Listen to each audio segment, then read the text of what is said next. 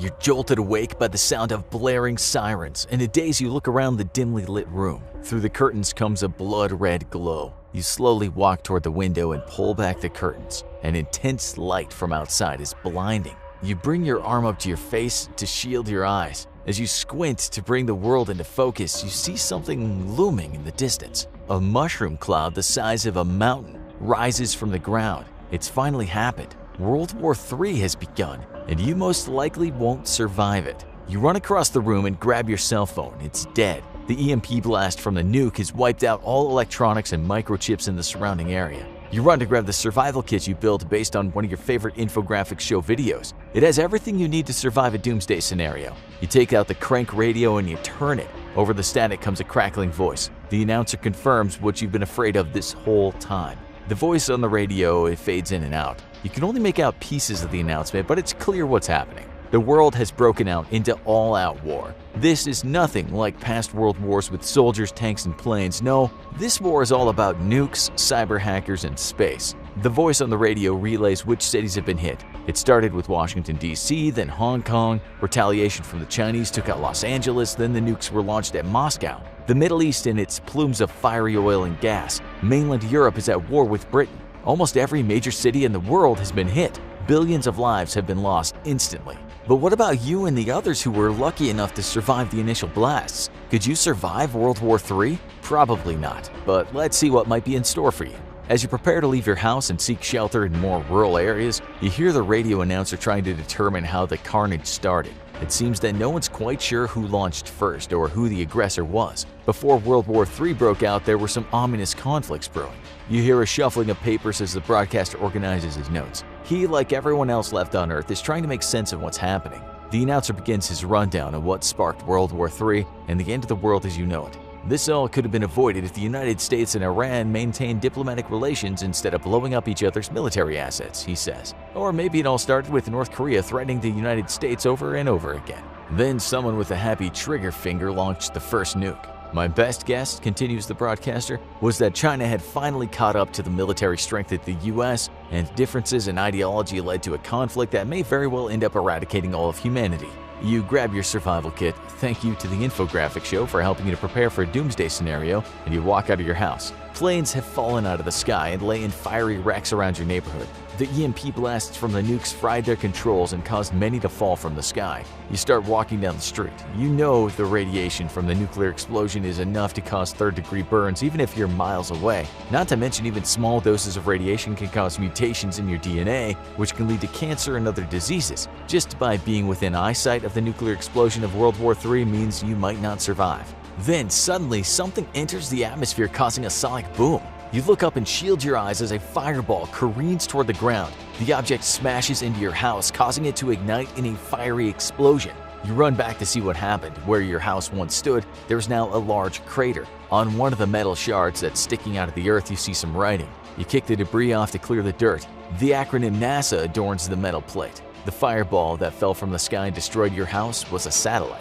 This is a new type of warfare, you think, the warfare of space. You look up into the sky and see flashes of light beyond the atmosphere. World War III has gone beyond the terrestrial world and now includes the cosmos. Crude rockets are launched to take control of the International Space Station. It's not a military asset per se, but it offers a strategic advantage. From the ISS, rockets and other spacecraft can be refueled. Satellites can be manipulated, and data using onboard sensors and cameras can be relayed to the military. World War III has now weaponized space. Outer space is not the only battleground that's not on the planet's surface. Hackers have turned cyberspace into a war zone as well. They've taken control of military assets on both sides of the war. These hackers might be working for the opposition or just for themselves. Either way, they've hacked into satellite guidance systems and military computers. And this war is not led just by the generals of the military, but by the tech geeks who command the world of code as well. World War III is a physical war and a cyber war. Since your coding skills are not up to par, you figure it's best to get away from populated areas and the technology that's associated with them. You never know when a hacker will take over one of the military's autonomous robots or drones and send it after you. There's no way I'm going to survive this, you think, as you head toward the city limits. As you run toward the tree line on the outskirts of town, you begin to cough. There's smoke coming out of the forest. What fresh hell is this, you think? You head for higher ground to survey the area that used to be a protected state park. You climb the ladder of a water tower and take out the binoculars from your survival kit. Where would I be without all the survival tips from the infographics show, you think? Probably already dead. From the water tower, you see that the forest is ablaze. Smoke pours out of the treetops and into the air. When the nuke went off, the residual heat ignited part of the forest, and now the uncontrollable blaze is burning away every tree in its path. This is all happening around the world. It's at this point you realize you are in big trouble. Yeah, you were in trouble before, but now you see what the future holds. Winter is coming, and it's not the Game of Thrones version. The winter that's coming for you is nuclear winter. There's no way you're gonna make it through this alive. The weapon of choice for World War III is the nuke. Unfortunately for all of humanity, nuclear explosions have long-term effects that are more widespread than just the initial explosion. You leave the urban area that was once home and head for the rural lands away from any major hub of civilization. You figure that the safest place to be during World War III is where there is little technology and even fewer people. You find an abandoned coal mine that's been drilled into a mountain. The thick rock walls provide you some protection from radiation and keeps you shielded from the natural elements. Your new cave home keeps you alive for a little while longer, but how much longer will you be able to survive with nuclear winter on the horizon? As you step out of your cave in the middle of the afternoon, the first thing you notice is that it's dark. The smoke, soot, and debris that's been flung up into the atmosphere by the nuclear explosions is suspended in the air. The superheated air around where the bombs went off forced particles from the surface to rise. The debris in the atmosphere has blocked out the sun. Earth's temperature has begun to cool. You're in the early stages of nuclear winter. In the days that follow the beginning of World War III, soot and smoke from the smoldering remains of cities enters the atmosphere. The nuclear blasts melt everything from plastics to metal and release harmful chemicals into the air. This not only began blocking out the sun, but vast amounts of carcinogens and other chemicals are swept across the planet by wind. No one's safe from the nuclear fallout. Next came the firestorms. The cities where nuclear devices exploded are on fire. The surrounding towns are on fire, the forests are on fire. These fires never get a chance to burn out before the wind sweeps them across the planet. In the United States, the fires in Los Angeles, San Francisco, and Seattle are swept across the Great Plains, causing the entire Midwest to burn. In Russia, even with its freezing temperatures, the forests are ablaze. Anything that could catch fire did catch fire. No one's safe from the flames of the nuclear holocaust. And with those flames, smoke and dust rise into the atmosphere, ensuring that sunlight won't shine on Earth for weeks. And after weeks of no sunlight, it starts to snow. It isn't white snow like you played in as a child, but black snow. What falls from the sky is all the soot and debris from the fires that are burning the planet. The charred black snow covers the ground. At least the sun's back, you think? Unfortunately, it's too late. The lack of sunlight has caused the Earth's temperature to drop and nuclear winter to begin.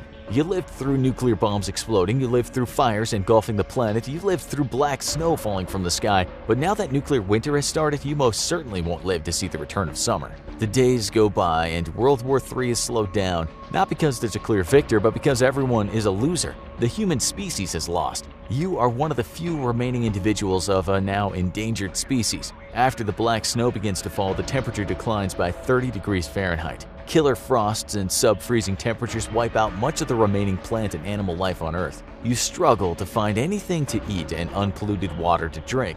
You subsist entirely off of old army rations you found at an abandoned military base. Even in the extremely cold temperature, your body burns from the inside. There's no escaping the radiation that was ejected into the air from the hundreds of nuclear explosions. Like you, plants and animals around the world are suffering from burns and harmful mutations caused by the radiation. Evolution cannot keep up with the rapidly cooling planet and changing environments. Almost all life on Earth goes extinct. You sit in the mouth of your cave and look out at the once smoldering, now freezing world created by World War III. Some humans who reached fallout shelters will survive longer than you. It'll be years before all the soot and dust particles descend from the atmosphere. It will be decades before the radiation from nuclear fallout decreases to livable levels. It'll be centuries before life is able to bounce back from the devastation World War III has caused to this planet Earth. And it'll be millennia before the climate and ecosystems in heavily hit areas return to stability. You will not survive World War III. If you're able to make it through a nuclear attack without being incinerated in the initial blast, avoid being poisoned by the radioactive fallout, or getting killed by collateral damage, then you'll be one of the lucky few. But like most life on the planet, you'll not be able to survive the nuclear winter that follows World War III. There will be no winners in this type of war. On a positive note, life on Earth will eventually bounce back. Humans are currently messing up the planet in many ways, and someday we might be our own demise. But planet Earth will carry on. Thousands of years after the end of World War III, when nuclear winter has subsided and the climate patterns become stable under new norms, life will evolve to thrive in a post-human, post-World War III world. Who knows what life will be capable of after World War III eliminates all humans on the planet? It's too bad you won't be around to see it. If you're worried about how likely World War III is in the future, then check out our video, What Are the Chances of World War III? Or if you want to be even more prepared, watch How to Build a World War III Bomb Shelter.